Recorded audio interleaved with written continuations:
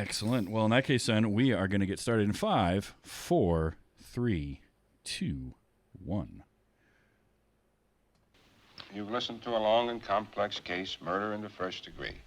A premeditated murder is the most serious charge tried in our criminal courts. You've listened to the testimony. You've had the law read to you and interpreted as it applies in this case. It's now your duty to sit down and try and separate the facts from the fancy. Okay, ready, go.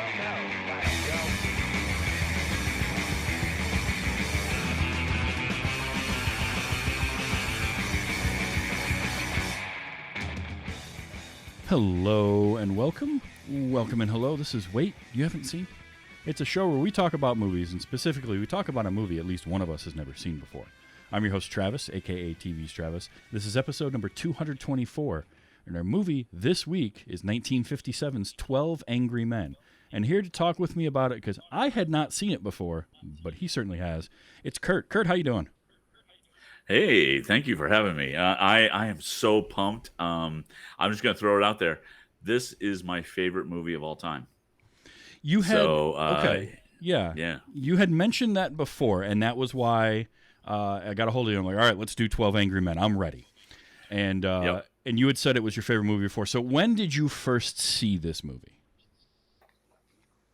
It has to have been 30 years ago. Okay. And I think I saw it on AMC when AMC actually was American Movie Classics on cable. And I was always a big Henry Fonda fan. And whoa, I heard that, whatever that was. I had a sound come across my computer, so you didn't hear that, so that was good. That was just startling. I was a big Henry Fonda fan, and I hadn't seen this movie, and I just said, okay, well, I knew a little bit about it, and then I watched it, and I was enthralled, like to the point where I went out and got a couple of cast photos and wrote to all the living cast to try to get their autographs. Oh wow! Like I went in deep. I went in deep, and I got about half of them. Really? And unfortunately, they were lost in one of my cross-country moves. Oh, no. But I had Ed Begley Sr., Lee J. Cobb, John Fiedler. Henry Fonda had already passed at the time that I was doing that. But yeah, I think I got Martin Balsam right before he passed. Wow. It was and just watching this movie in prep for this again just strengthened my resolve in loving this movie so much. I can't wait to dig in. So I have zero excuse for having not seen this movie. It wasn't something I talked to a few people this week when I mentioned that I was watching 12 Angry Men, and they're like, "Oh, I remember we watched that in a civics class, or we watched it in school somewhere." I never had that opportunity, and it just sort of never came up. It was never something I didn't avoid it. I never sought it out. I knew of 12 Angry Men. It's sort of in the zeitgeist. I knew that there were different remakes of it. I didn't realize how many different remakes, which we'll kind of get to. There are quite a few, yeah. But I knew of the movie, and I knew that a lot of people considered it one of the greater movies ever made. But I just never sat down to watch it, and this gave me a perfect excuse to do that. And I'll tell you what, I slept on this movie for way too damn long, because this is straight out fantastic. And there's so a lot. There is so much going on in a movie that consists of literally 12 men in a single room for 95% of the runtime. It's astounding to me. It's kind of the bottle episode that I compare all bottle episodes to. Yeah, that's a great way to put it. It's that kind of thing. It's a thing where the whole thing takes place in the jury room, and it's the jury deliberating on a murder trial. And quite honestly, the whole trial and everything that's happened around it is insignificant. It really does not matter for this movie to exist. Everything going on with this movie is the interactions between these 12 men in this room. And it kicks off, I'm already a sucker for a long take. and the first thing in the movie is that long take from inside the building. Like, we get an establishing shot of the courthouse, and then we're inside the courthouse, and we get that nice long moving take down the hallway, and then it goes into the courtroom. And I'm watching it, and I'm like, all right, I'm already kind of feeling it. And then we get into the courtroom, and I love the first scene because that the judge, the only scene we get outside of basically the courtroom or the jury room, the judge sounds like bored at this point. Like, he's recited these words so many times, and he's just going through the motions. And then we get that shot going down all the jurors, and right away you start to pick out the different personalities of all these jurors as they're listening. Just the way they carry themselves. Yep, it's great. And from there on, like, it hits ground running with that, and it just keeps going. And you getting like half the cast. I didn't know who was in this movie, and then I saw, Henry Fonda already. You've got me hooked with Henry Fonda. Right. But Martin Balsam, I love him. I love him in Psycho. He's probably, honestly, outside of Anthony Perkins, my favorite thing of Psycho is Arbogast. There's just something about his performance. And he's wonderful in this because he's the jury foreman, and he's trying to keep kind of control of the room, but he just sort of also is there, and he's not really doing a great job of keeping control, but he's trying. And that, like, at one point he just sort of gives up. And he has how he became the foreman. He just kind of gave up and fell into it. Yeah, basically. Yeah. I had no idea John Fiedler was in this. Of course, all I could hear the entire time was Piglet, but that's Winnie the Pooh, or yeah. Yes, Like, Piglet, absolutely. I did just watch an old a Twilight Zone episode within the last year that had him in it as well. It was Night of the Meek, which is one of the better Twilight Zone episodes. I knew he was in a Twilight Zone. I don't remember the title of it, but I do. He's very distinct. He is very distinct. Yeah. If you get a chance to rewatch that episode of the Twilight Zone, is so good. It's the episode with Art Carney as the department store Santa Claus. Right. And oh man, it's great. But John Fiedler was in that, so like I had never really paid attention to his face prior to like seeing him in something like that. I just always heard the voice. So I'm seeing him like, hey, I know that guy, and then he starts talking. I'm like, yep, there's John Fiedler. Lee J. Cobb is. I've seen clips of him in this movie so many times, and he's so good in this. And he and Henry Fonda are so the two. Like, we're gonna get into. It's really really funny because like I always go through this and I go, who did I like the most in this in terms from like an acting standpoint? And I usually flip-flop between Henry Fonda and Lee J. Cobb. But Ed Begley Sr. He's fantastic in this. I mean, I didn't know he was in this at all. I didn't, E.G. Marshall, Jack Klugman popping up. Jack Klugman in one of his first roles, Yeah, Jack Warden. Jack Warden's great throughout the whole thing. Like everybody, all 12 of them. It doesn't matter who it is, right down to probably George Vaskovich and Robert Webber have like the least.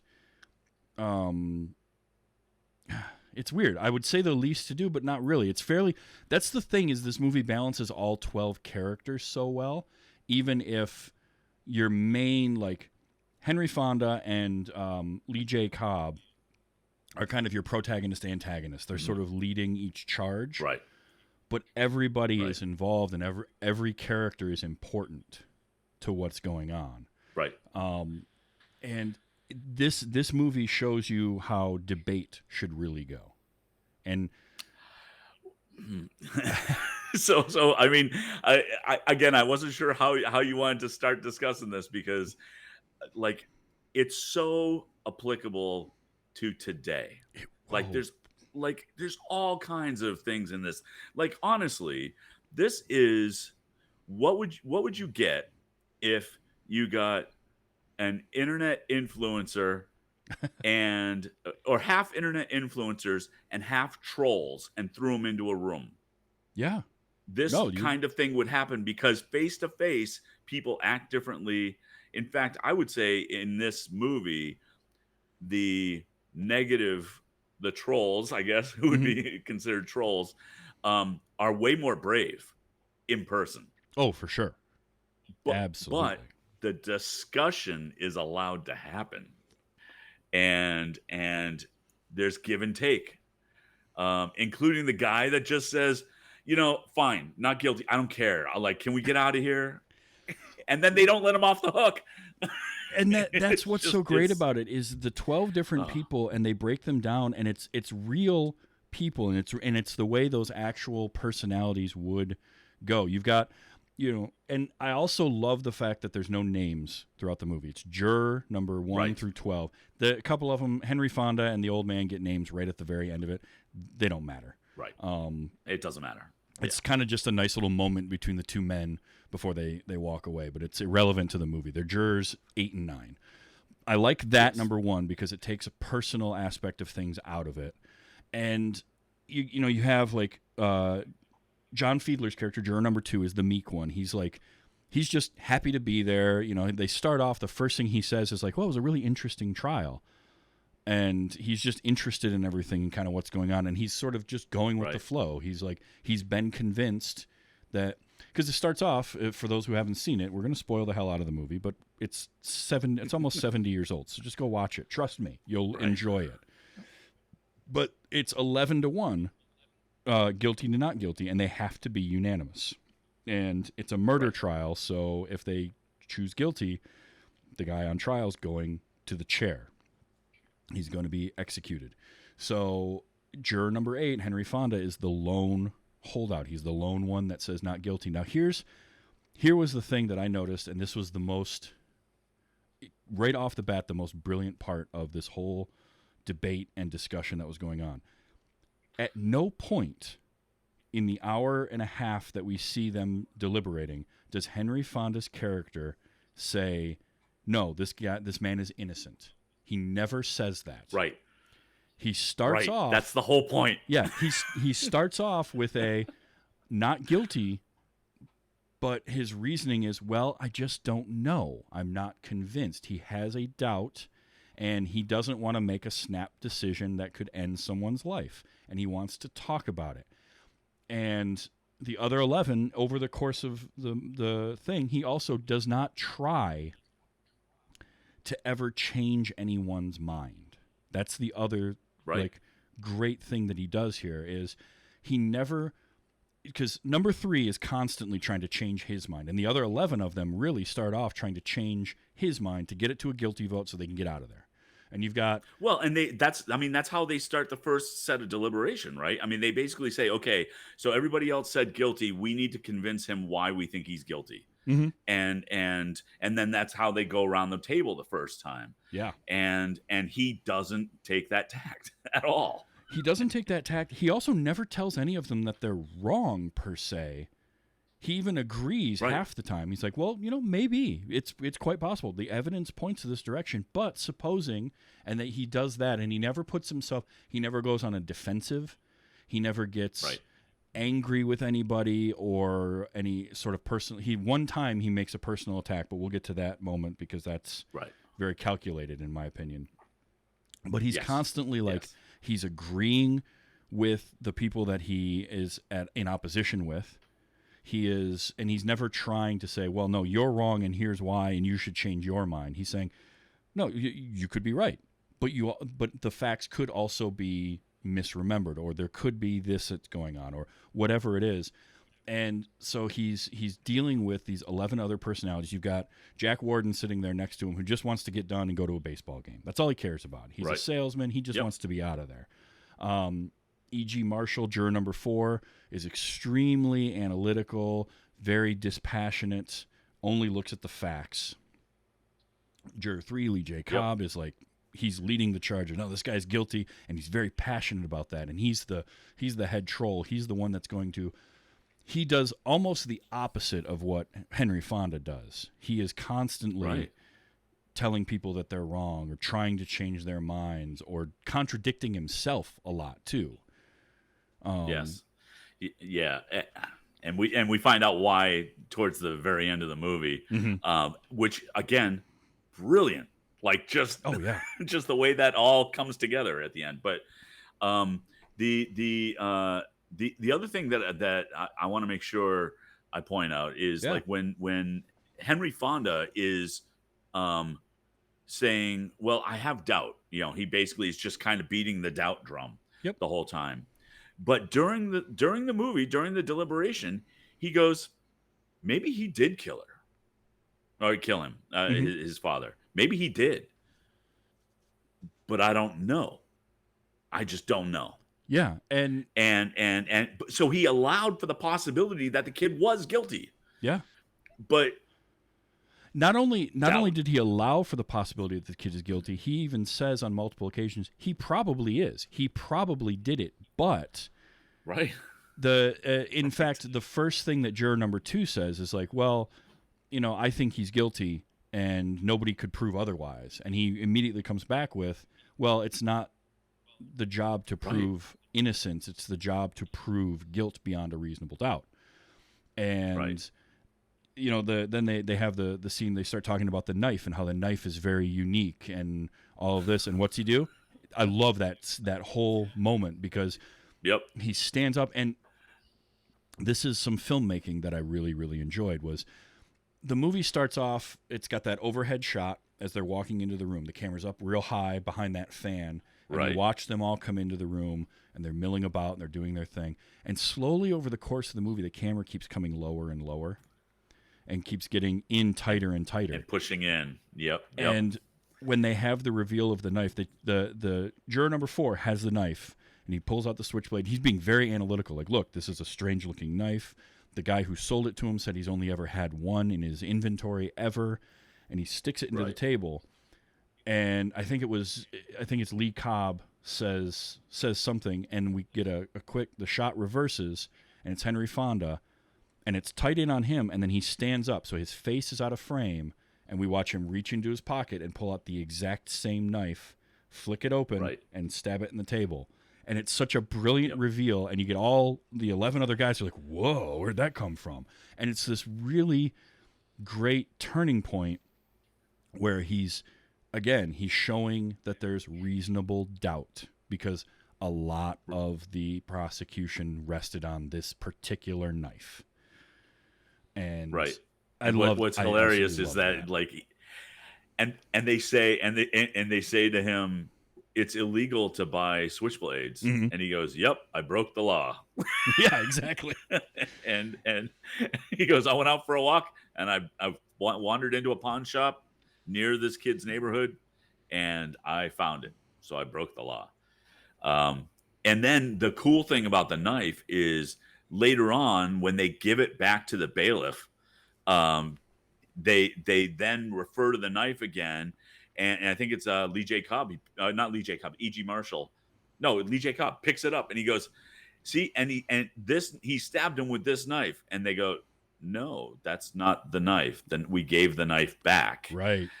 Just adding more doubt. And it was completely unnecessary, but it was just yet another layer of doubt just to put on there. And yeah, it's brilliant how the argument goes, and he slowly layers more and more doubt, because then it's like, okay, well, now let's look at some more of the evidence, right? The irrefutable facts were eyewitness testimony, which we know now is really bad and usually not admissible. But like they start with the glasses. I have marks on my nose. You do. But even before that, just the whole thing with like the old man heard things. He heard the yelling, and they start to discuss that, and it's like that whole scene is great because they set up and they're miming out the old man getting up from his bed and walking across the room. Yep. And during that seconds whole, to get to the door. Yeah, and during that whole thing, again, Fonda his character never is just like, you're all dumb and you're wrong. He's like, I want to figure this out. What do we get from this? Right. As he's getting 2 or 3 different voices right in his face telling him, what are you doing? What's wrong with you? Just all of that kind of stuff. Then they start talking about, they start getting psychological profiling of some of the witnesses and stuff. The old man talking about how the old witness just wanted to be heard.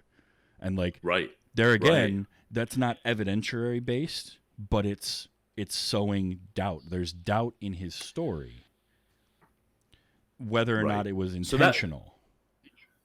So that brings up. So the old man was played by Joseph Sweeney, and so Joseph Sweeney and George Vuskovic were the only two guys that reprised their roles from the original Westinghouse play that was on TV. Yes. A couple of years later, and the Vuskovic one I think could have been interchangeable with somebody else. I mean, he was great. But I don't think he was nearly as impactful as Joseph Sweeney, who has the two scenes, one where he's just talking about the old man wanting to be heard, and his epiphany when it came to the glasses. Yes. And I would have, like, I've watched what I deem as the terrible remake, the made-for-TV remake that happened later on with Tony Danza. I really didn't like it. I think they lost all the subtlety and all the actual humanity in the actors. It just, that for me, they didn't feel as real to me. Where these people all felt real. Like, honestly, I think that if Ed Begley Sr. rather, was alive and I saw him on the street, I might feel differently about him versus based on his character in the movie.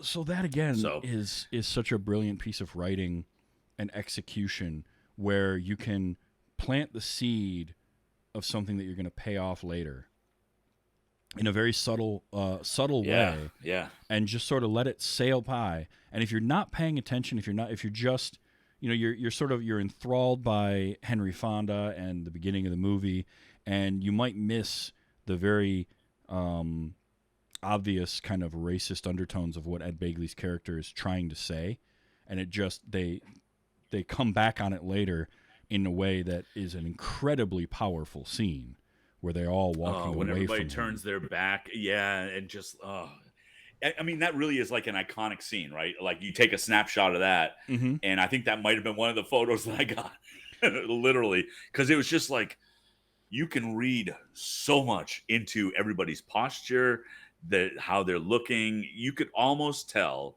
what everybody's going to vote based on just that still. Really, it's just. Yeah, and the amazing part is, like, So it's almost a unanimous, like, none of them really agree with him at all. At that and the point, only one that point, doesn't turn away from him is number 4, who really doesn't bring emotion into anything. But while he doesn't turn away and turn his back on him, he tells him to sit down and stop talking. And basically, like, your speaking privileges have been revoked. You've lost that completely, so just be quiet now. But even juror number 3, for all of his passion about this guy is guilty and he absolutely has to go away, and there's that moment where he's earlier where he says we're letting him slip through our fingers, and like he's practically playing executioner to this guy. Even he turns away from Ed Begley's character at that moment. Like, all of them do. It's really that one. Like, there were a few points in this movie where I was just floored by what I saw, and that was one of them.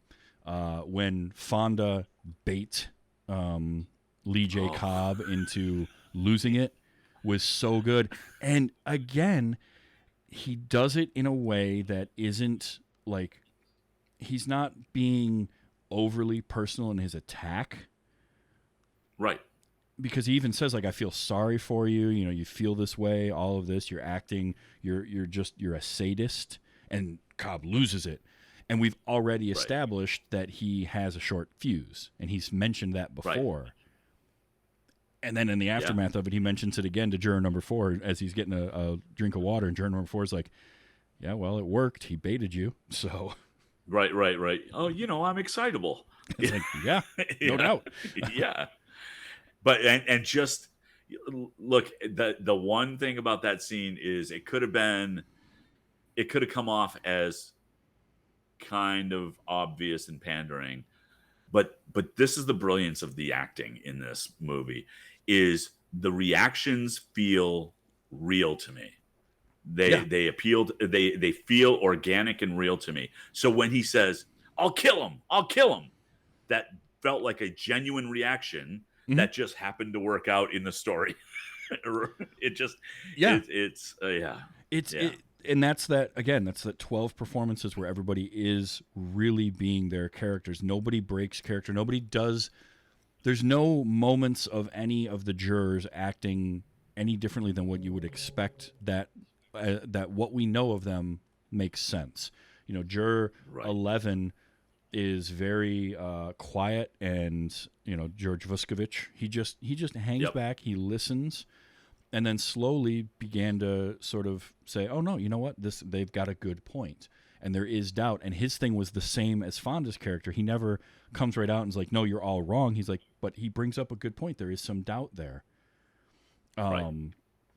You got the juror 12, the ad executive, who's just flip flopping. He's just constantly back and forth, and exactly Might be what the most annoying person in that jury room. Oh yeah, because he's Which just is like, ironic because he's not as evil as the others. no, he's that, and that's the thing about him is he's like, you've got some naive, like juror 2 and juror 12 are both very naive characters, but in very different ways. Yes. And 12 is constantly like, he's got a little bit of this sort of, hey, look at me, hey, check out what I'm talking about type of thing, which makes sense. He's an ad exec. So he's at one point he's showing the sketch of like the thing that he's working on at work, or he's the one playing tic-tac-toe and not really paying attention. He's very comfortable in his bubble, but he's outside of his bubble. Yep. And so he's very uncomfortable, but he's trying to kind of act the same way that he would in this other bubble, and it just doesn't work. Yeah. Like it falls flat every time he turns around. Yeah, because he's just he's not in the right environment for the way that he's acting. And he's the one who he can't, when they go around and do another vote, he can't make a decision right away because he doesn't really know what he thinks. He's kind of waiting to hear what everyone else thinks. And it's sort of the different, like juror 2 is kind of going with the flow, but he's quicker to sort of he's slowly figuring out how to stand up for himself. Well, I mean, that's the other thing about this movie, character growth that just happens. Like you feel that these people have changed by this one experience. Like it's, and Fiedler is a perfect example, right? I mean, he's so meek at the beginning and just like, so like, I don't want to cause any waves. I'm just like hanging and I'll see how this goes. And then he starts standing up for himself. And it's just, and you get the feeling that he's just finally starting to get his legs. Yeah, and you feel like he's getting the confidence to stand up to himself when he sees juror number 9, this frail-looking kind of older gentleman, be the first one to give support to Fonda. And the reasoning behind that was like, look, it's not easy to do what this man is doing. He is opposing 11 other people on what should be a pretty obvious thing because he wants to have the conversation. I support that. And you can kind of feel like, well, juror number 2, because I think he's the next one to switch his vote. Yep. And so he got a lot of confidence out of that. And you got Jack Klugman as the character who, he has the closest relation to the defendant in that he grew up in a slum, and his character, and he also skewed younger, like than the rest of the jurors. Yeah. And so, for him, and just seeing him, yeah, he was very quiet, very like observe what's going on, and didn't want to be treated poorly based on who he actually was, and then started getting his legs and being more confident and just going, look, I know this world. I am from this world. And by the time we get to the scene where he demonstrates how somebody would use that switchblade, that's he's so confident at this point. He's just going, yeah, you would just do it this way. I don't know how anybody would do that. It doesn't make any sense. Yeah, nobody who ever has used a knife would use it that way, right? But you have to get that moment is earned for his character based on what's happened throughout the movie to that Yes. point, as opposed to just happening. Agreed. Yeah. And part of it is earned when Lee Cobb confronts him as the one that changed his vote initially. Like he immediately goes on that offensive and is like, "Why did you do it?" and all this. And he's like, "I didn't change my vote. What are you talking about?" And then you've got next to him Edward Binns, who's the painter, and he's the one that he stands up for other people. Right, he stands up for the old man. It's like, you don't talk to him like that, and gives him a moment. And he's very compassionate towards other people. That comes out in a completely different way. Even though he's voting guilty at the beginning, but he's just sort of like when he's in the restroom with Henry Fonda, and he talks about like, I'm not the supposing type. I'm not the thinking man type. I just go to work and I let my boss do the thinking. Right. Well, that's the thing. Like his character is really understated, and he came across as kind of like the everyman, like in this movie, way more than everybody else. Everybody else is, even Henry Fonda to a certain extent, they're so strong in who they are, like in this movie, and he just felt like a normal guy. Yeah. To me, and so normal, rational guy that is part of the discussion, but he's not making waves. He's not a big giant character. He's just a guy. Yeah, he's just there, and he takes in the info that's given to him and makes his decisions based on that. And at the beginning of the movie, he's voting guilty because everything that he's been told leads him in that direction. But now he's, over time, he starts to question that because of the discussion that Henry Fonda has, which again is so brilliant in that he never says, no, this man is innocent. He's just like, there's doubt in what's going on here. Right. And that's all it takes is that reasonable doubt. And see, I love that so much because it's so consistent from beginning to end in this movie. It's just like, it's not about guilt or innocence. Nope. At all. It's about doubt. It is, and even it could have been called reasonable doubt. Yeah. There's even a moment early on when Jack Warden's character says, like, look, you can talk for 100 years, you're not going to change my mind. And Fonda says, look, I'm not trying to change your mind. And that's the powerful part. That's the most powerful moment there is. He is at no point trying to change anyone's mind. He lets all 11 of those other men come to the conclusion and change their own mind. Because you and I could sit here and debate something and be at opposite ends of it. And I'm never going to change your mind, and you're not going to change my mind. That just doesn't happen. That's not how it works. That's not how we're wired. But if we're having that conversation and we're willing to listen to each other, then there is the possibility that one of us or both of us can take in new information and change our own opinions on something.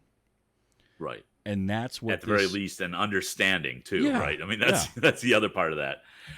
The beauty of the Jack Warden thing, where he goes, you can't change my mind in 100 years. He's the one that flippantly changes his mind. He's just going, all right, you know what? I'm sick of this. Not guilty. Yep. It's like, what are you talking about?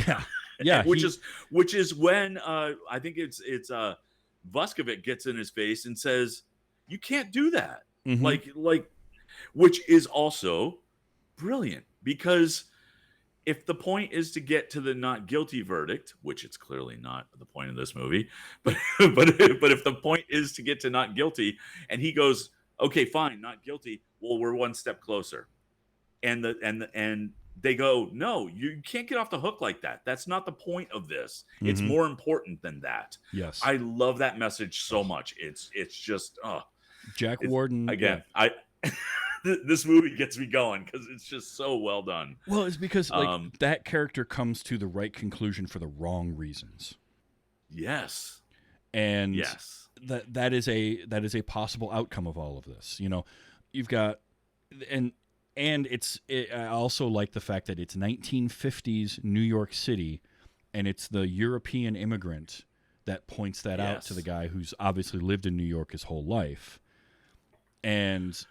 I like that. The Vuskovic character, in general, he's such a cool character in that, like, we slowly learn a little bit more about him. He's a watchmaker, and he really enjoys democracy, and he's happy to be here and be part of this process, something that he probably couldn't do back home wherever he's from. But also, like, he's got my favorite line in the movie, which is when he slaps down Ed Begley, which I did record. It's one of the few things I recorded from this movie. Okay, good, because I actually made a note of that too. Because it's so. What's funny is it's kind of a trope at this point, right? It's like, and I think this might have been where it came from. I think so. In it's fact, early enough. I'm just going to play it right now because at this point we've had this character who he is where juror number 2 is very meek, and juror number 12 is kind of, he's not demonstrative, but he's very talkative, and he's very, he's the ad guy. Juror number 11 is very polite. He never gets in it. He'll get in somebody's face, but he'll do it in a way that never comes across as mean-spirited. And he said, respectful. Yes, very respectful. And he said multiple times, excuse me, beg pardon, I'd like to say this. He doesn't get super loud, but he says it one more time, and this audio clip is great, and it's... Beg pardon. I beg pardon. What are you so polite about? For the same reason you're not. It's the way I was brought up. It's such a good one. For the same reason you're not.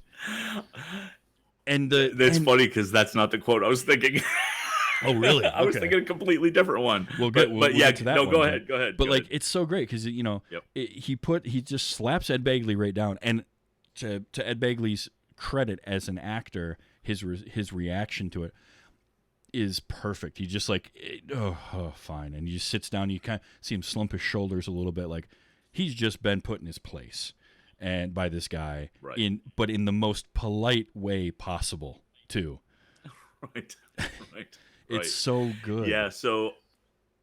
Okay. What was yours? And actually, it was So Ed Begley says when they're talking about the kid, Ed Begley says he don't even speak good English. Oh yes. And Vuskovic is the one that says he doesn't even speak good English. which is the trope I was thinking, because I've seen that as a trope too, like all over the place. Oh yeah. But it's another one of those like subtle slams to him about preconceived notions, right? Yeah.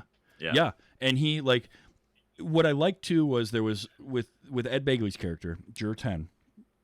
They, again, like I said earlier, they plant the seed of like, this guy is racist, and he's got a preconceived notion of who the defendant is, and that's why he's voting guilty.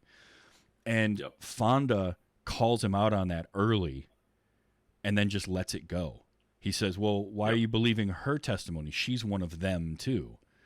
And you get the response from Juror 10, and Fonda does that, and then just goes right back to what he's doing.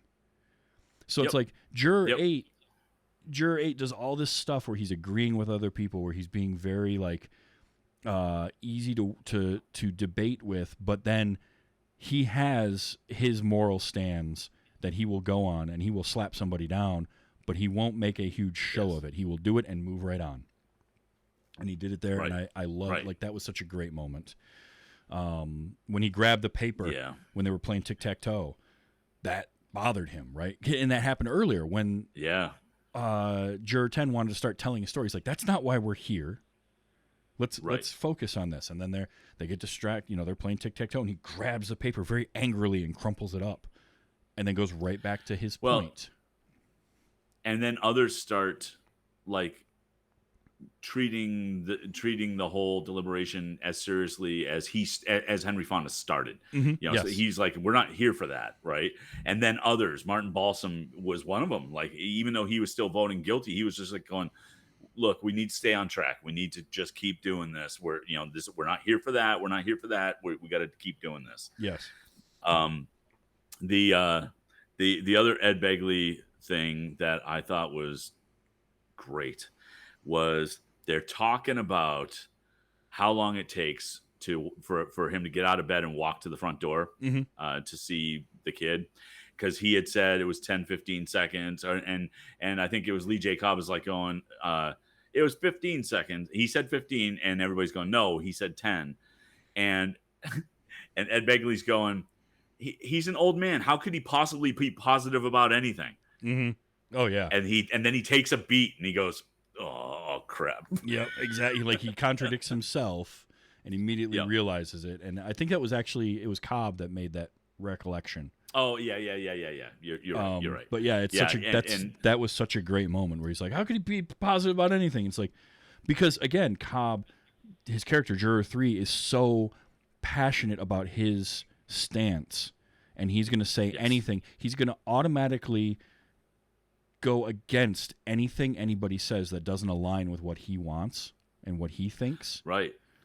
Which is the polar opposite of what Juror 8 does. When somebody brings up a dissenting opinion against Henry Fonda, his response is always, well, you know, that could be true, but what if it isn't?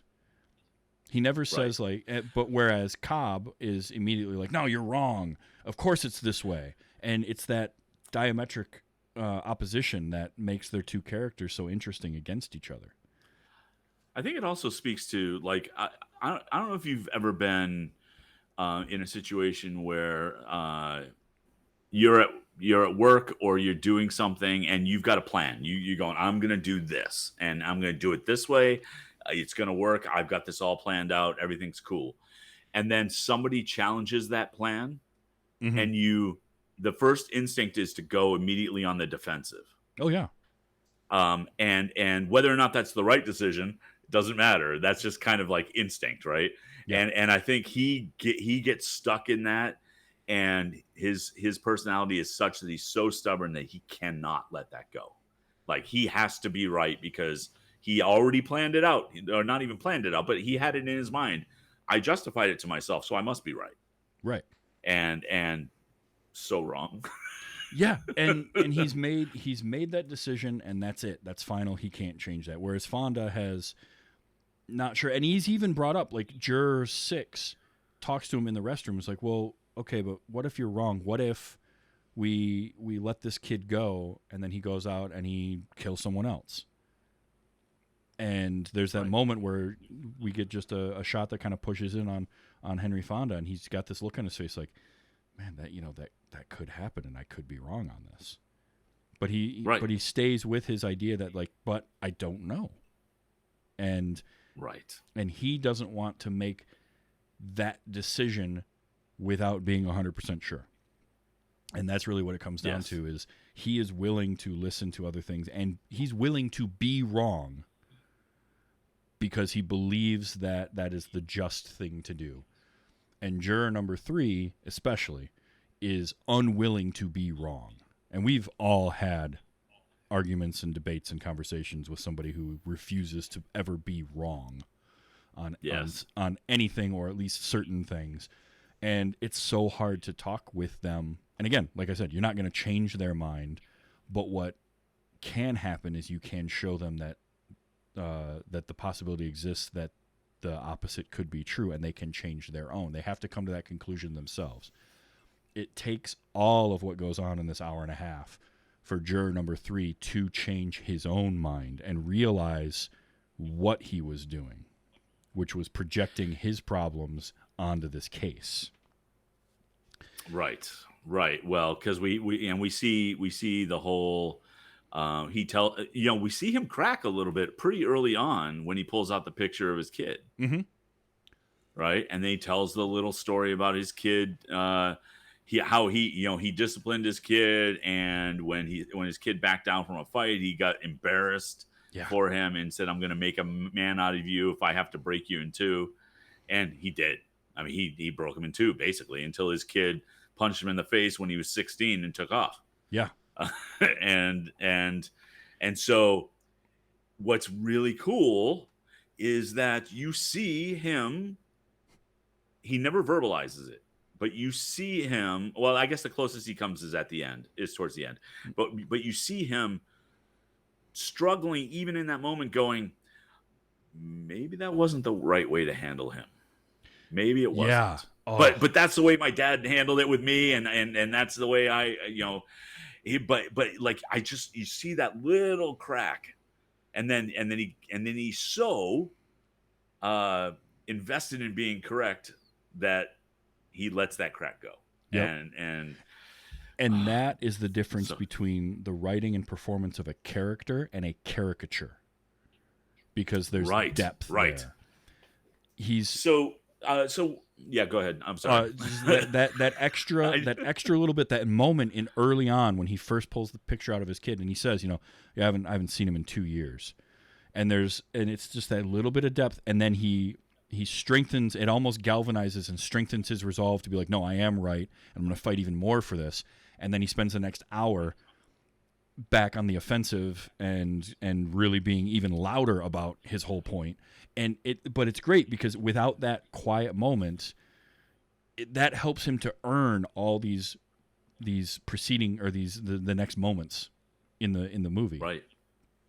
And, right, because if the galvanizing is purposeful, right? Because if he can't be resolved in him being right, then that allows in the guilt for driving his son away. Yep. And he cannot allow that, because that would break him. Yeah, and absolutely. Which ultimately does, right? It ultimately does. So the one thing about this movie, from some of the reading that I've done, Sidney Lumet, I always screw up his last name. I can never remember if it's Lumet or LeMay, but this is his first feature film. Yeah. Which, what a way to come out of the block, right? So, but he had the cast rehearsing in an enclosed space like that for 2 weeks solid, with no breaks, which you don't do for film. Like that is a stage play thing, and this is a stage play on film. But that is the type of thing you do that. But it works here because this movie needs that, and I've heard it Lumet, so we'll go with that. But he knew that, and he was brought in to direct because he had done television, and he kind of was able to do. He was inexpensive, he was young, he needed to prove himself as a film director, but also this idea of like doing that is such a brilliant move on his part, because this movie needs all 12 performances to be on point or it falls apart. As you said, if I haven't seen the remake, the 97 TV movie, I'm curious to see it because the cast blows me away for the most part. The cast is better than the movie was by a lot, but unfortunately. But it's this thing where if all 12 of them aren't on their A game and know these characters, it doesn't work. And because, like, if I didn't know that if I hadn't read that they had rehearsed for 2 weeks ahead of time or something like that, there's just some way you could tell, like, they had to have done some pretty heavy rehearsing prior to this. Because these performances are also, there's a mixture of kind of single person, 2-person takes where you could tell maybe they just had they had a day where just Jack Warden was in for half the day and they just shot stuff with him. Get a setup, do a bunch of shots of him in that location, that setup, and then move on. But there's so many of them that are long, wide shots where it's 2, 3, 4, or all 12 of them in the shot, and they all have to do what they're doing. And in making a film, time is money, and takes cost more. And to get all of those and nail them, like that opening shot, there's so much going on. And like I said, I'm always a sucker for the long take because from a filmmaking standpoint, it's just there's so much that goes into that. And here was one that had almost no camera movement at all, and it's all your actors and moving around, and it's just brilliant. And it takes a director to pull that off. That is where a director really shines through. And he nailed it. And I mean, Sidney went on to have a hell of a career. But for a feature film debut to be 12 Angry Men, some directors just have that. I had it was Ari Aster recently with Hereditary. Like, as a feature film directorial debut, the guy makes Hereditary. Like, that's not fair, And this is another one of those 12 Angry Men. He goes on. He does. What was the one he did with? Well, Network. I mean, Dog Day Afternoon Oh, right. Network, Serpico. Yeah. Yeah, he's no slouch. No, not at all. And he kept directing up until like 2007. He ends it with Before the Devil Knows You're Dead. I mean, he just Yeah. and he could direct actors, and that is a big thing. And that's what this movie needed was. And I have no idea what the onset situation was like, how these actors all meshed, but no one of them ever felt like they tried to take over and do more than what was written for their character. Like Lee Cobb, obviously his character is supposed to get loud and be demonstrative and be a focal point, and same with Henry Fonda. Right.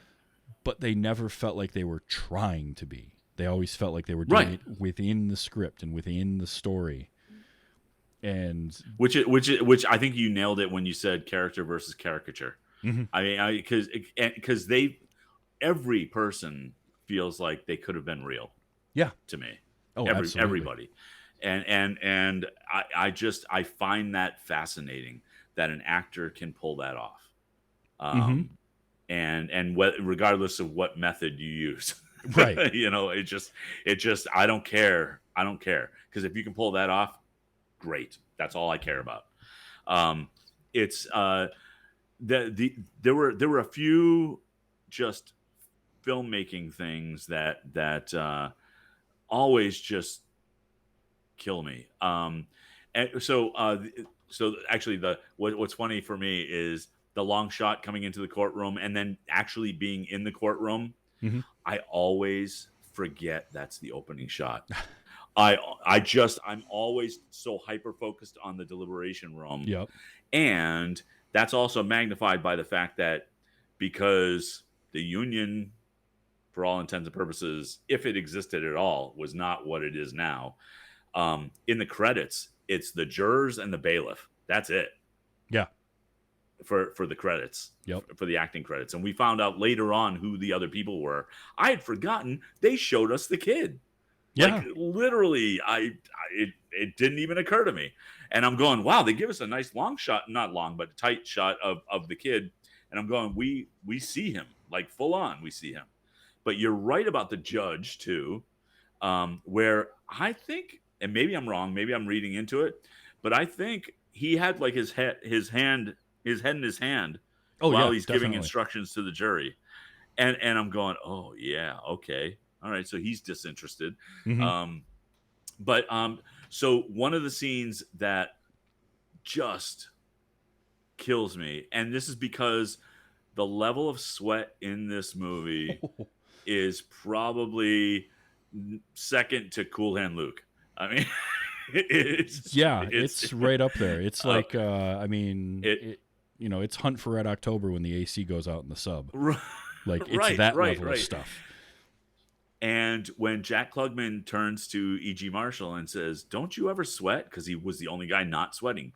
And he goes, no. And then maybe half hour later, there's one bead of sweat coming down his forehead. And that's the moment where he has doubt. Yep. That's by the way, moment he cracks. Not only does he not sweat, he's the only one that doesn't take his jacket off the whole time. Right. He leaves his suit jacket on. Everyone else is taking their jackets off, fanning themselves, whatever they can do. And he's completely emotionless. He's the stockbroker. He's the logic-based character who doesn't use emotion or anything. He's a workaholic and all that. And you're right. He breaks, and that's shown by that one bead of sweat going down his forehead. And I was like, oh, he's flipping soon. Meanwhile, you got Martin Balsam is just sweating through his shirt. He's got sweat stain, like pit stains that are just growing the whole movie.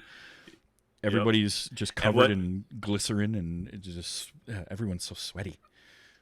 And look, maybe I've seen this movie too many times, and maybe I'm just reading into it. But when E.G. Marshall says, "No, I don't sweat," I start reading into it like, because if I did, that means I would start breaking. And if I start breaking, bad things happen. He has to keep himself so composed. It very well could be. I got so uncomfortable with that at times where I'm going, if he comes unraveled, bad things are going to happen. You're just bad things are going to happen, and he never does really. I mean, except for that bead of sweat, which from a filmmaking standpoint was just brilliant. Yeah. Because there was no explanation. There was no there was no even dabbing it. Like Nope. it was just there. And no, like, there wasn't attention called to it either. It was just a single shot of him as he's being, and that was when Fonda was questioning him about his week and kind of showing him that, yeah, you can't necessarily remember every detail of everything. And because he even says, like, and you're not even emotionally compromised right now. Right. And ask him about the movies that he went to see on Monday. Yeah. And it's just, and then John Fiedler corrects him on the title. Yeah. It's like, oh. I had notes to myself, like, this whole scene is done in a single take. Fabulous. I don't know which scene I was even referencing there. That could have been, there's like a half a dozen different things that could have been at that point. Yeah. And the other, I'm sorry, go ahead. I was just, it's that whole idea of being trapped in this room for the entirety of the time that it's going on, and the fact that it just keeps getting sweatier and sweatier too. Like, as an audience, we're stuck there. We're inside of this. We can't get away from it. We don't cut away to anyone to something happening in another room or another part of the city. It's or only, outside or anything. Yeah. It's this, and that's it, and you can't escape that. And we're gonna be here until there's a resolution. Well, and the sweatier it becomes, the tighter the shots get. Yes, that too. And it's just the other brilliant thing I thought from a director's standpoint is having the jurors sit in the order that their numbers were, so that we could easily identify without names who was who. Yes. Oh, that was and it comes back to, and then they go around the table. Then they go around the table, and you get to know who they are just in that first deliberation. It's just so good. And I've talked about this in other reviews and other shows and things like that. In an action sequence, when a director is setting up an action set piece in a film, the geography of that set piece is always incredibly important. And the good action directors, say what you want about Michael Bay. Michael Bay can set up an action set piece so that you know where everyone is in relation to the geography, in relation to each other, and you can follow the action and what's going on. And lesser directors can sometimes fall short of that if they don't have as much action directing experience, or sometimes the movie just doesn't work out the way they shot it, and then they had to change things in the edit. The one that I like to come back to is the remake of Clash of the Titans. There's an action scene in that where I was in the theater and I was just like, I don't know who's where or who's fighting what at this point. I'm lost. And I shouldn't feel that way in an action sequence. And Sidney Lumet in this movie did that with a courtroom deliberation scene. He set us up in the beginning, and you're spot on with that. Puts everybody in position and gives us the layout of everything. So now we know all of these people, who they are, and we can follow that for the rest of the movie. The next hour, where they're sitting. Yeah. Even when they get up and move around and all of this, you never lose sight of where their who's seat who. is.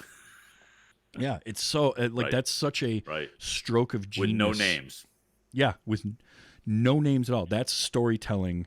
That's such great storytelling, and treats your audience with respect too. Because you don't have to have them constantly, like a lesser version of this idea would have everybody be giving their names at the beginning of the movie and constantly referring to each other by their names, sort of doing that. I made the joke when I reviewed Titanic a few months back that I was going to do a supercut of every time Jack said Rose's name and Rose said Jack's name in the movie. And I gave up 15 minutes in because I had already clipped like 40 times that they had done it. But we don't need that. Like, people don't talk that way. And so doing something like that is a great storytelling trick to then they don't have to constantly be like, well, Jim, well, Jeff, Mr. Whatever. They can just talk, and they're having what feel like natural conversations. No, because that's the other part of it. They all feel like real people, and these feel like actual conversations. There's very few times where I felt like people were reading lines. The closest I got to that was Joseph Sweeney a couple of times, but it's meant to be that way because he's almost giving a sermon. And they even Jack Warden even makes that comment, like, "This isn't Sunday, we don't need a sermon," but like that's his character does that, so it fits for him. But also, that's the only time where it ever feels like somebody delivering lines, and that feels like his character, as opposed to everybody else is actually having a conversation. Yes. Yeah.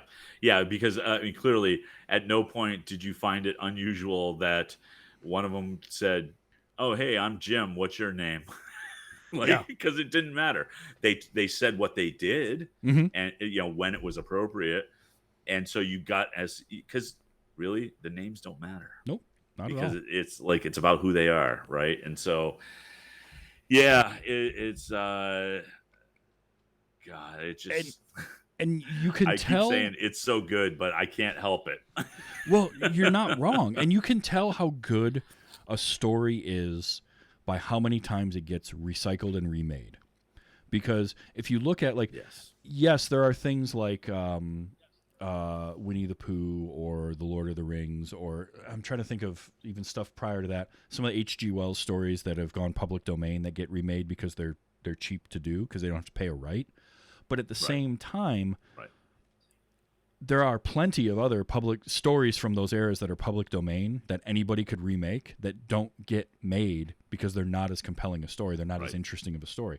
12 Angry Men was such a good script that it had the 97 TV movie, and I want to say, it has been remade in just about every language somewhere. There was a Chinese one, I think, and I think there was a Russian one that were pretty notable. The Indian one was very there was also too. There was also another TV movie that happened in the 60s. Okay. And the interesting thing with that one is, and I did pull up the information here, Vuskovic is playing Juror 11 again, and Sweeney is playing Juror 9. Oh, wow. Norman Fell is the foreman. Oh. So Mr. Roper as the foreman. Now, he would have been pretty young in 1964. Yeah. And I've seen him in some early stuff, and I could see him playing that role. Absolutely. Sure. But yeah, it's so I think I may have seen that one on YouTube, and I think I saw the Westinghouse Playhouse one as well. And the video is terrible. The Westinghouse one was set up like a stage play, which is why it went to it. I think it went from there to the stage right before they made the movie. Yeah, because I remember reading that they had it was an old kinescope of the Westinghouse broadcast, and for a long time they only had part of it, and then somebody found it, which is really cool that they had that. Just all I want to say there was a German remake of this story. There was one from one of the Scandinavian countries that was pretty well known. It even they would work it into Andy Griffith did a full episode of the Andy Griffith Show with Aunt Bee. Yep. I like that one had the criminal in that was Jack Nicholson. That was a fun little bit of trivia. Right. Yep. But that tells you there was a Simpsons episode. Oh, I'm sure where they did it, and that. For a story to work itself that much into the zeitgeist of and not just American productions but worldwide tells you how important of a story it really is to tell, and how it follows what I've said a lot, which is keep the story and the plot simple, let the characters and their actions be the complex parts of it. This is a very simple thing. It's 12 men in a room deliberating guilty, not guilty. That's it. That's all you need. Yep.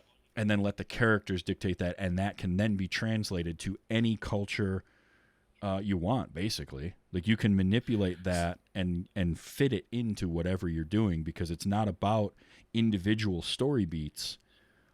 It's about creating and crafting the characters and then putting them in that situation and letting them be, because you might You might have something where that racist character that Ed Begley played doesn't always have to be the same character or even the same type of person. It's just somebody who believes something that is so opposed by the group that they're all willing to just turn their backs on them and basically tell them, shut up, we're not listening to you at all anymore.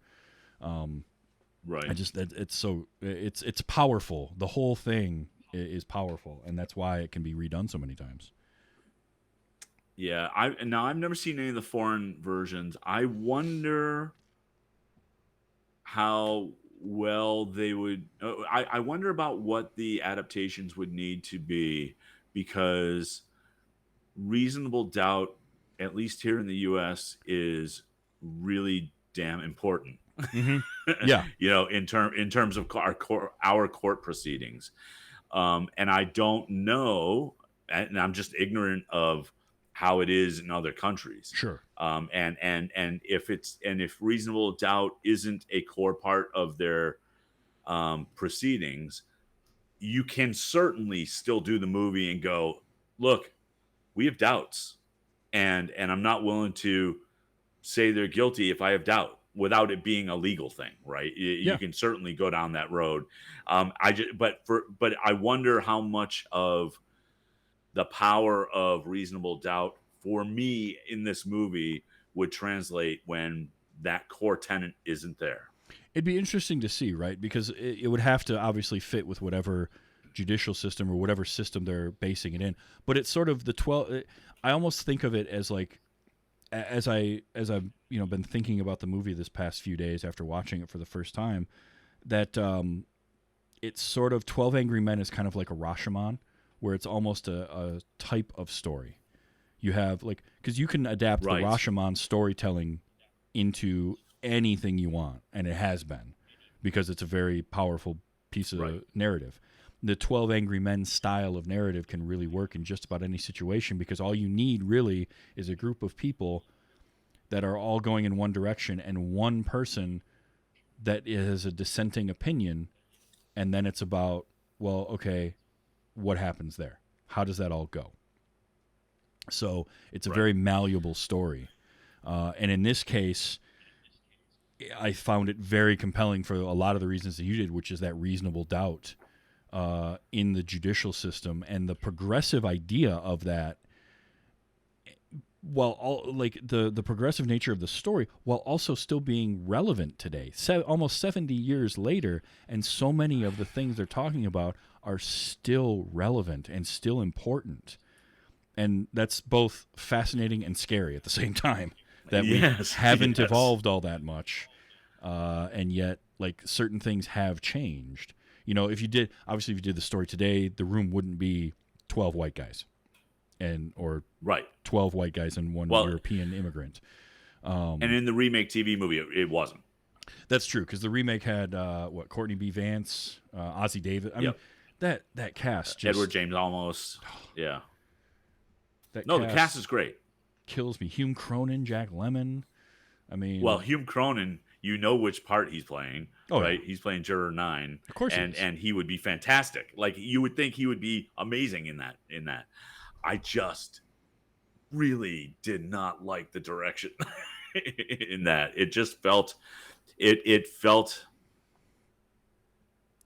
but it like also a production. And again, it can be something as simple as a different director. In this case, it's Bill Friedkin. He's a different type of director from Sidney Lumet. So, yes, it's like seeing. I mean, another example of something along those lines would be the remake of Psycho.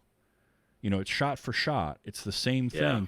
The cast of that remake is pretty damn good, but it's missing something that Hitchcock had. That was it Van Zandt, I think, Gus Van Sant, that did the remake. Yep. He wasn't able to capture that same thing. Now, granted, doing a shot for shot remake is kind of like, well, what's the point? But it's just there's it shows you there's a secret sauce. There's something missing that Hitchcock was able to get.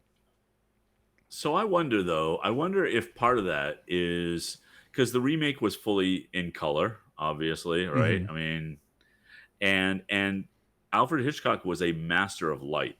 He really was.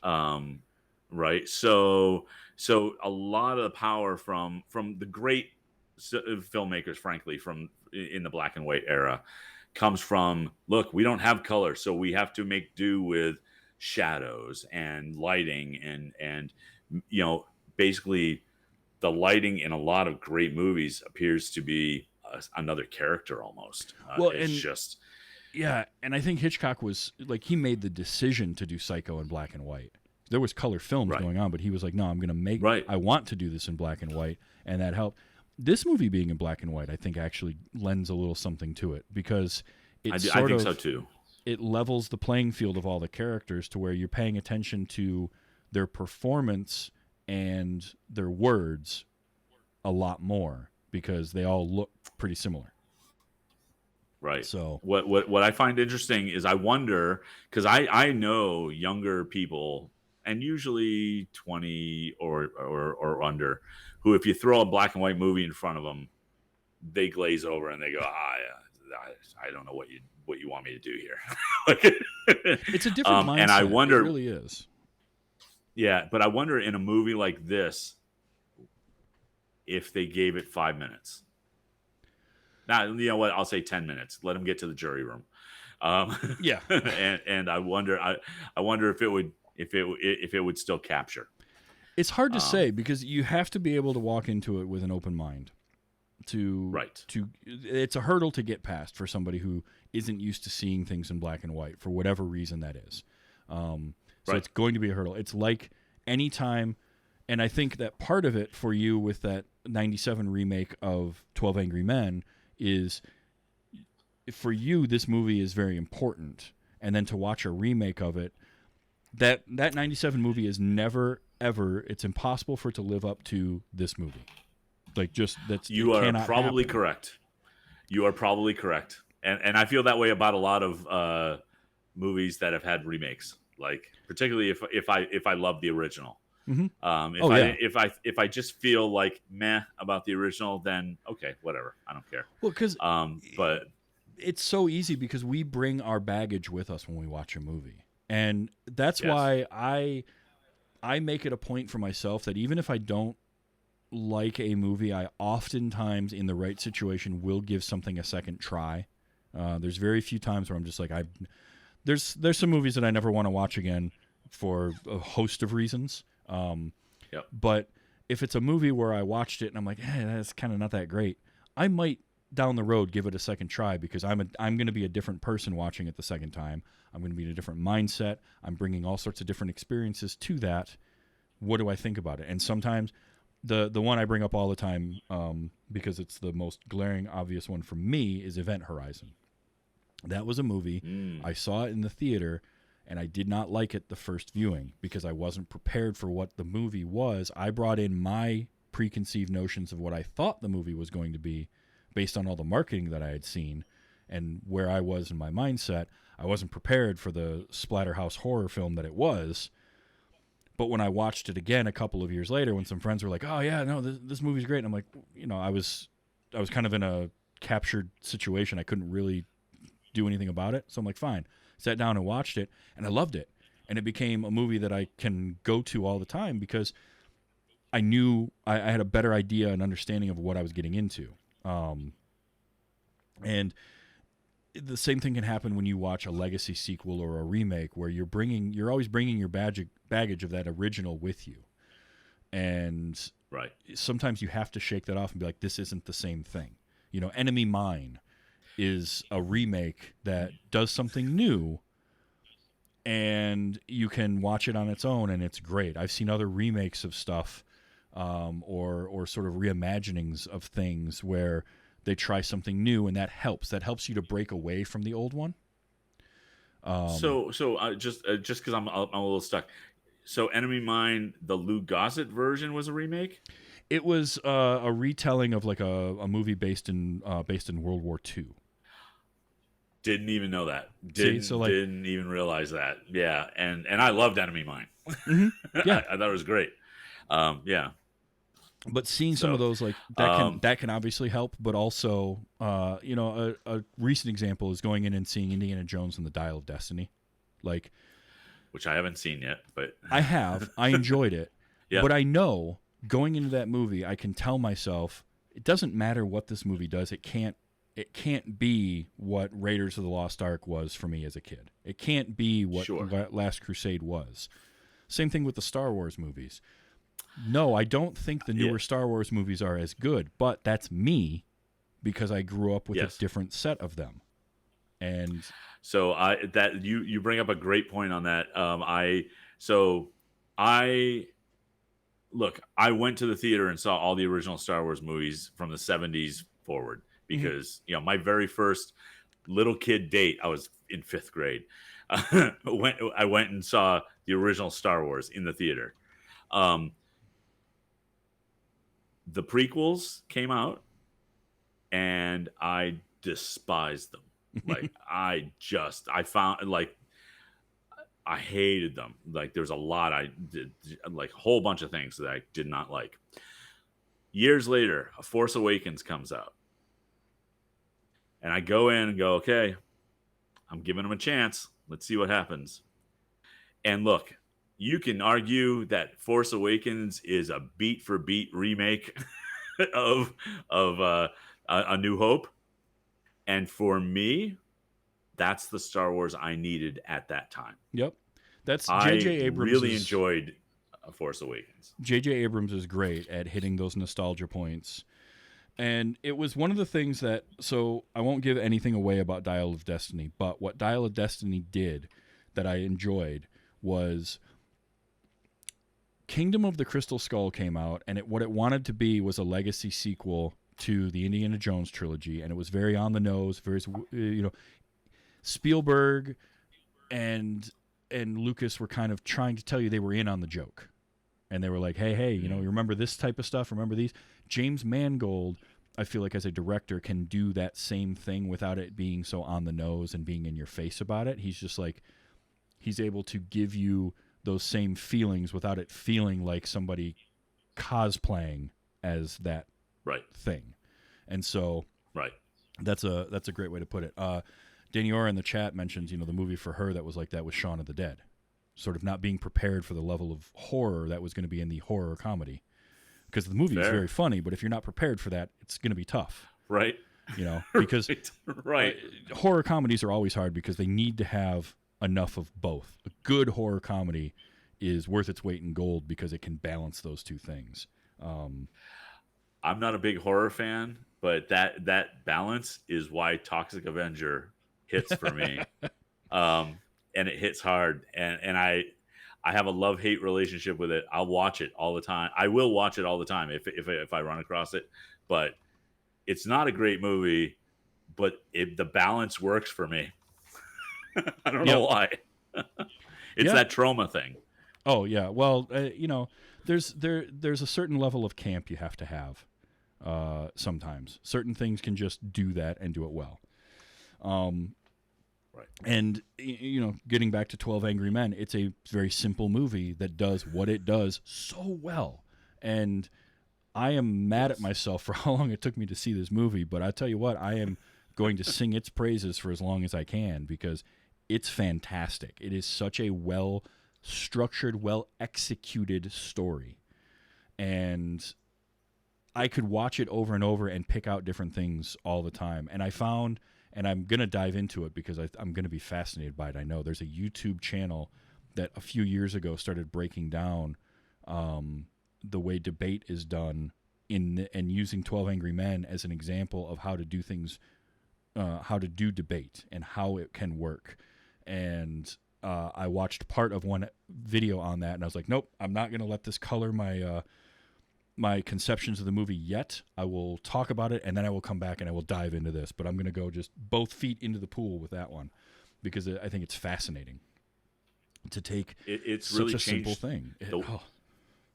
Yeah, and it's changed the way that I communicate with people.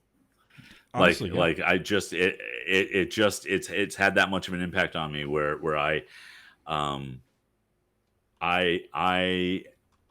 I'm not always successful, but I try to let go of that steadfast resolve when it comes to whatever I'm talking about, Mm-hmm. so just to allow for questions, allow for that reasonable doubt. Well, because honestly, in order to have discourse with other people, you have to be able to see and listen to other viewpoints than your own. If you only ever can think of your own viewpoint, you're never going to evolve as a person. And being willing to A, be wrong or have the potential to be wrong, and B, listen to someone else and genuinely listen to them, not just wait for your turn to talk, which was the other thing that this movie did so well is juror number 8, Henry Fonda, was constantly willing to listen to other people when they had something to say Yep. and ignore them when they didn't. If juror 10 started to say something that he didn't, that was not useful to the conversation, he would just ignore it and go on with his point. But if somebody had something genuine to bring to it, he was willing to listen to them. And that kept the discourse always moving forward. And that's a thing that we need more of. I Don't think. be a number 3. Don't be a number 3. Don't be number 3, but oh boy, is that a hell of a performance. Oof, And so it's good. amazing that this movie, it was nominated for a Best Picture Oscar. None of the acting got nominated in this movie. How does that Isn't that happen? insane? It just blows your mind that something like that can happen. Yeah. And you've got, Henry Fonda's an Oscar winner. Martin Balsam won an Oscar. Ed Begley won an Oscar. And Warden and Cobb were both nominated, but none of that for this movie. Yep. And they're all so good Yeah. at it.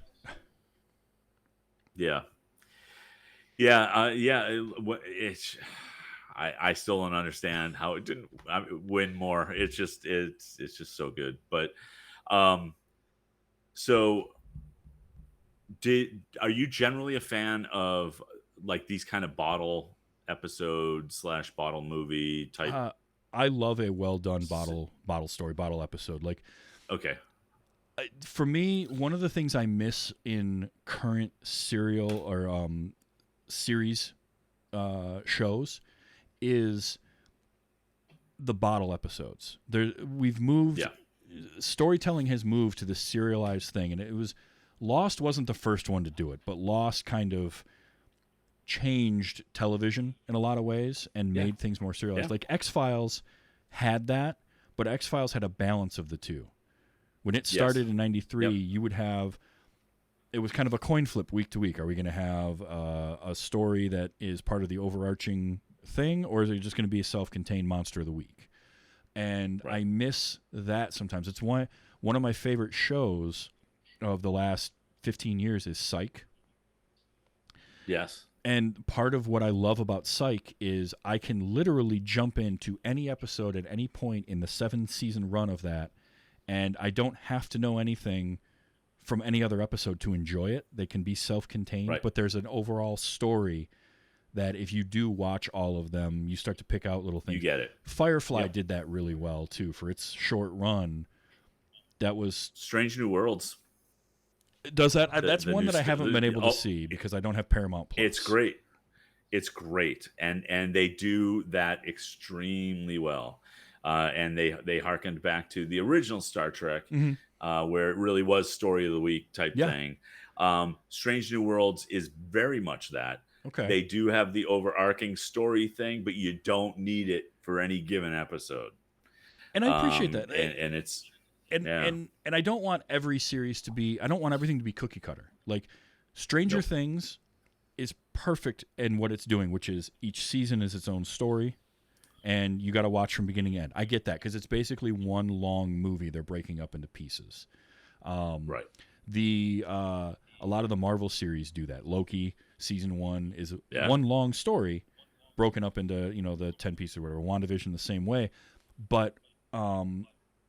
then give me something that is like more like a Psych or Star Trek The Next Generation, where it's just a collection of stories and centered around American Horror Story did a good job with that, I think, with their different seasons where they would tell a story within a season. But I can even take it further. Like, depending on the show that you're making, you can have kind of these individual pieces. Fringe was really good, I felt like, for a network series at doing that same thing that the X-Files did, which was there was a story. I was just going to say, felt very X-File-ish. Yeah, there was a story going on, and it, over time, went more and more into the serialized nature, but it had those bottle episodes. Right.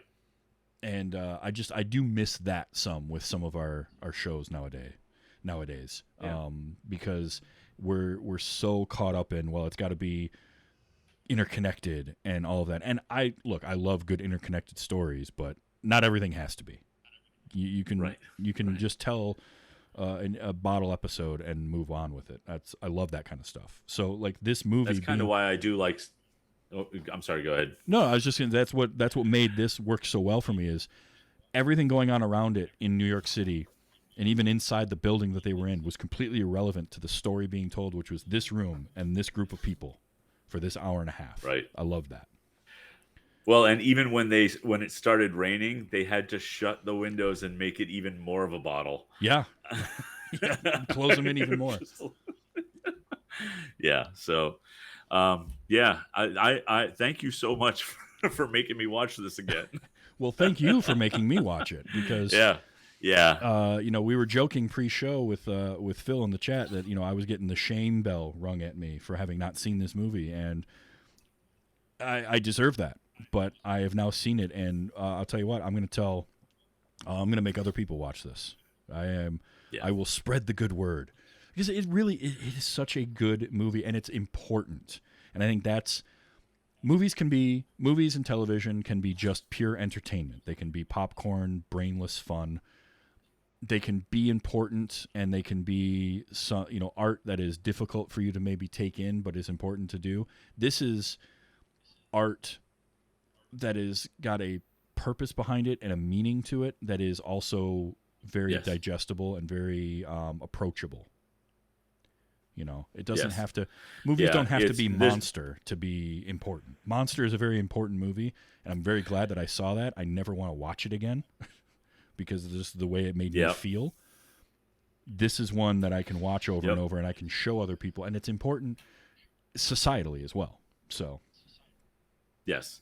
Yeah, there's a reason why it's my number one favorite movie, and my number two is the Blues Brothers. So it doesn't have to be societally important or socially important, right? It just, but it's I literally if I find people that have not seen 12 Angry Men, I recommend it highly to them. Well, I'm and usually they don't watch it. Well, I'm going to be doing the same thing because, and by the way, that's a good second favorite movie. It's Blues Brothers. And I am a big believer in balance. That is balancing out the world right there. You have 12 Angry Men and Blues Brothers, kind of both ends of that scale, and it is perfectly balanced as all things should be. But thank you so much for making me watch this and coming on and talking with me about it because anytime. Thank you for having me. I will definitely, you'll be back for sure. We're going to do this more. Okay. Because I love talking with you about stuff. Good. It just happens to be another black and white movie. I don't only watch black and white movies, but I've got some that I really enjoy. So I mean, one of the great things about this show for me has been going back and filling in some of the gaps in these older movies that I'd always hear about, and either I was young and dumb and just like, I don't want to watch them old movies, or would forget about. And so seeing The Apartment, 12 Angry Men, Sunset Boulevard, like these classic movies, these Criterion Collection, and they're amazing. I couldn't remember if you had seen the Maltese Falcon before we did that first episode, and I hadn't either. And so for me, that was a great excuse to watch that, and I'm so glad I did. Oh, yes. So good. Yes. So well, you're 2 for 2 on episodes of this and being like just killer movies. So we'll do another black and white one with you at some point. But this was a ton of fun. Now next episode, I'm having a lot of fun because I'm getting 2 guests. Ooh. Yeah, Amy Frost is coming back, and Phil Keating is coming back because both of them same time. Same time. I know. I don't know if the show can handle all that greatness, but they're coming on, and they're going to talk to me because I haven't seen The Life Aquatic with Steve Zissou. And both of them had the same reaction when I told them that, which was to lose their mind.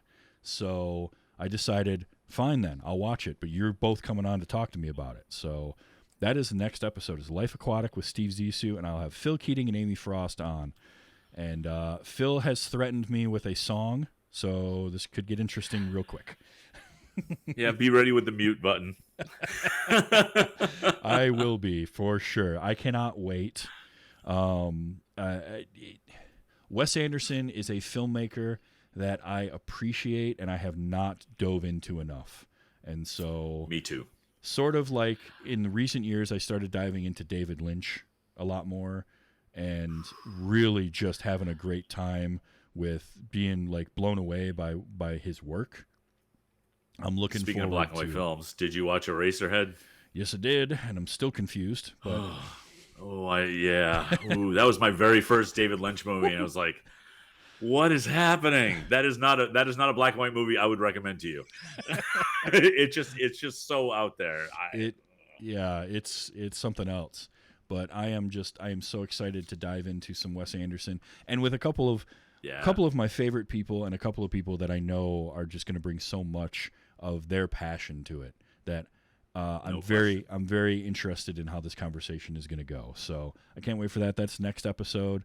That's going to be our normal recording time, which is Sunday nights, 8 p.m. Eastern time at twitch.tv/TV's Travis. Show comes out on Wednesdays, so you can always check that out. And look, sometimes schedules happen, and we got to move stuff around. That's why we're recording this on a Thursday night.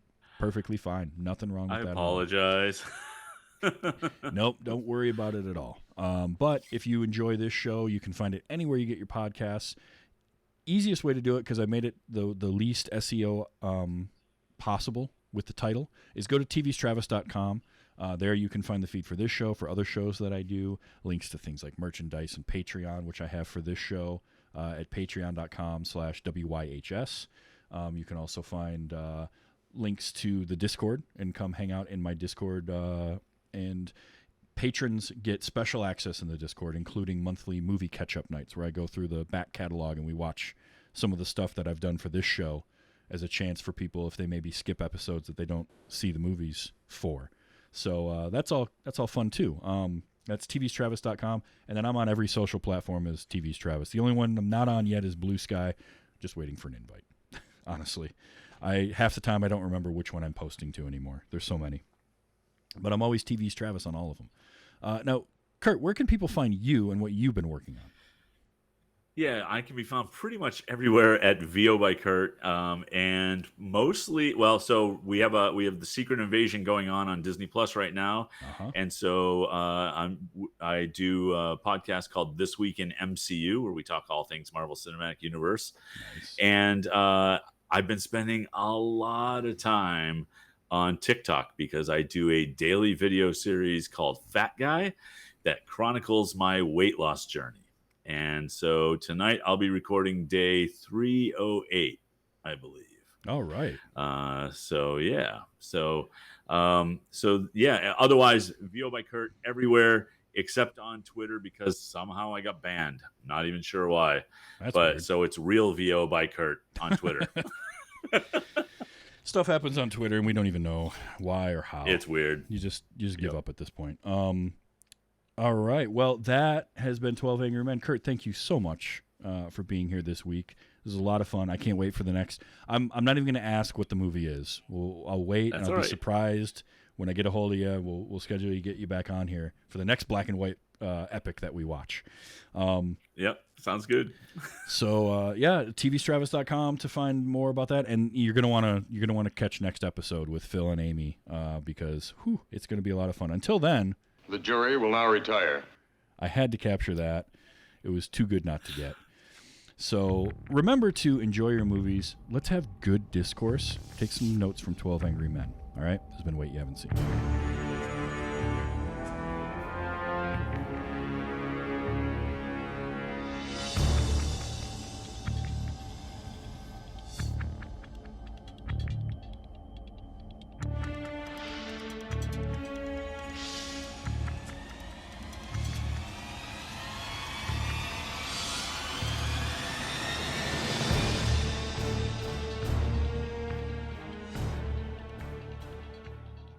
You know? Phew.